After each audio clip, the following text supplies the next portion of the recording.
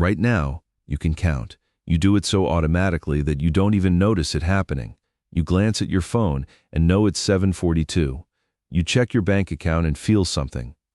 You see 3 missed calls and instantly know that's one more than 2.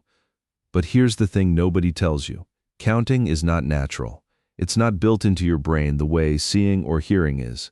It's an invention, a technology, just like the wheel or fire.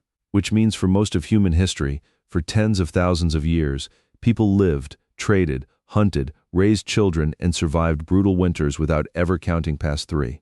So how did they do it? How do you run a life, let alone a civilization, without numbers? The answer is stranger and far more clever than you'd expect. Let's start with what your brain actually comes with out of the box. Scientists call it the approximate number system, and every human is born with it. Babies have it. So do chimpanzees, crows, and even fish. It works like this. You can instantly recognize 1, 2, or 3 objects without counting them. Psychologists call this subitizing. Show someone 3 apples and they just know it's 3. Show them 4 and something changes. They hesitate. Beyond 3 or 4, your built-in system stops giving you exact answers and switches to estimates. More, less, a lot, a few. That's it. That's the entire mathematical hardware evolution gave you. Everything else, every number above 4, every calculation you've ever done, is software that humans had to write themselves. And we know this isn't just theory, because there are people alive today who never installed that software. Deep in the Brazilian Amazon lives a tribe called the Piraha. Their language has no numbers. Not simplified numbers, no numbers at all. They have a word that roughly means a small amount and a word that roughly means a larger amount, and that's the complete inventory. In the early 2000s, a linguist named Daniel Everett, who lived with the Piraha for years, worked with researchers who ran experiments with them. They'd place a row of batteries on a table and ask the Piraha to make a matching row. With 2 or 3 objects, no problem. At 4, mistakes crept in. At 8, the task became nearly impossible. Not because the Piraha aren't intelligent. They're expert hunters, fishermen, and navigators, but because exact counting isn't something a human brain does on its own. It's something a culture teaches. And for most of our existence, no culture had invented it yet. So how did ancient humans handle quantity? The first trick was one you still use today without realizing it. The body. Before numbers existed as abstract things, they existed as body parts, fingers, obviously. That's why almost every counting system on Earth is based on 10, but many cultures went much further.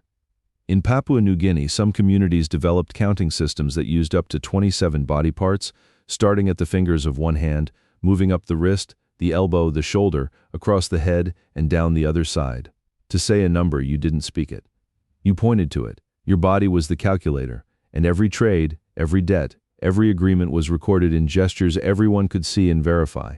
No writing required, no numbers required, and almost impossible to cheat. But bodies have a limit, and memory fades. So somewhere around 40,000 years ago, humans invented the next technology. The tally. In the Lubombo Mountains, between South Africa and Eswatini, archaeologists found a baboon's leg bone with 29 deliberate notches carved into it. It's called the Lubombo bone, and at roughly 43,000 years old, it might be the oldest mathematical object ever discovered. 29 marks. Nobody knows for certain what was being tracked, but 29 is suspiciously close to a lunar cycle, which has led some researchers to a fascinating theory. It may have been a calendar, possibly tracking the moon, possibly tracking a menstrual cycle. If that's true, the first person to keep a mathematical record in human history may have been a woman counting time itself. Then about 20,000 years ago, near the headwaters of the Nile in what is now the Democratic Republic of Congo, someone made something even stranger, the Ishango bone. Another set of notches, but these ones aren't random. They're arranged in organized groups, and when researchers studied the patterns, they found columns that look like doubling sequences and clusters of prime numbers, 11, 13, 17, 19. Now, some scholars say that's a coincidence, that we're seeing patterns because we want to, but others argue the Ishango bone is evidence of actual arithmetic, thousands of years before writing, before farming, before anyone had a word for mathematics. Either way, one thing is undeniable. A human being sat down 20,000 years ago and deliberately organized quantity into marks. That's the birth of recorded information. Every spreadsheet, every ledger, every database on Earth is a descendant of a notched bone. But here's where the story takes its most surprising turn, because the biggest leap didn't come from astronomy or ritual. It came from something much more ordinary, people not trusting each other.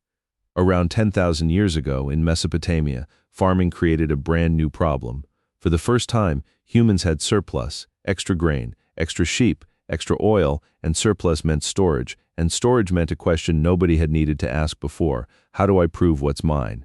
You can't guard a warehouse day and night. You can't remember every debt across a whole village. So the Mesopotamians invented small clay tokens, little geometric shapes, each one standing for a real thing. A cone meant a measure of grain. A cylinder meant an animal. Owe someone 5 sheep? Hand over 5 tokens as the record. It was accounting, physical, tangible accounting, thousands of years before money. And then someone had a genuinely brilliant idea.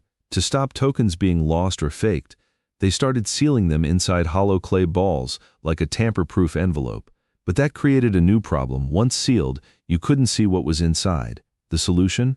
Before sealing the ball, they pressed each token into the wet clay surface, leaving a mark showing what it contained. And then, slowly, someone realized something that changed the species. If the marks on the outside tell you everything, you don't need the tokens inside at all. The symbol could replace the thing. That insight, that a mark can stand for a quantity, is not just the birth of numbers. Many researchers, including archaeologist Denise Schmant-Besserat, who spent decades studying these tokens, argue it's the birth of writing itself. The first written symbols in human history weren't poems or prayers or the names of kings. They were receipts. Civilization's first sentence was basically an invoice. Think about what that means. We didn't invent numbers because we were curious about the universe. We invented them because a farmer wanted proof that his neighbor owed him barley. Trade forced mathematics into existence. Memory wasn't enough anymore, bodies weren't enough anymore, so we outsourced quantity to objects, and then to symbols, and eventually those symbols detached from sheep and grain entirely and became something abstract, the number itself. 5. Not 5 sheep, not 5 fingers. Just 5. That abstraction, which every child now learns before kindergarten, took our species tens of thousands of years to reach, and the old systems never fully died. Tally marks survived everywhere. Medieval England ran its entire treasury on notched wooden tally sticks for over 600 years, and when Parliament finally decided to burn the obsolete sticks in 1834, the fire got out of control and burned down the Houses of Parliament. The old technology literally went down in flames, taking the government with it. Shepherds in parts of Britain were still counting sheep with ancient number chants like Yan Tan Tethera into the 20th century. And you, right now, still subitize every single day. When you glance at dice, when you see a table set for 3, when you know instantly, without thinking, that someone's holding 2 coffee cups instead of 1, the ancient hardware is still running underneath everything. So here's the full picture. For most of human history, people didn't count, they compared, estimated, gestured, notched, and remembered. 1, 2, 3, many, and it worked. It ran hunts, fed families, tracked moons, and settled debts for tens of thousands of years. Numbers only showed up when strangers started trading with strangers and trust ran out. Tomorrow morning you'll check the time, count your change, glance at your notifications, and none of it will feel like technology. But it is. Every number you use is an invention someone fought to create, one notch, one token, one pressed mark at a time. You weren't born knowing how to count.